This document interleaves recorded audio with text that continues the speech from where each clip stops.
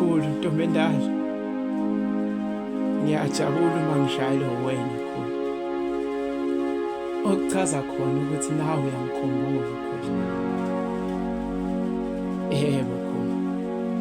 Mina like la mahala khulu ukukhumbula ebusuku nasemini nsuku zonke khulu. Angiphathi-ke manje khulu nokuhlala egumbini lakho khulu ngizitshela ukuthi uzoqhamuka mhlawumbe. Yebo khulu. Sekaba khona ngisho nabazukulu khulu manje lo mdala bathi uyafana nawe khulu. Ngiyakuzwa khulu.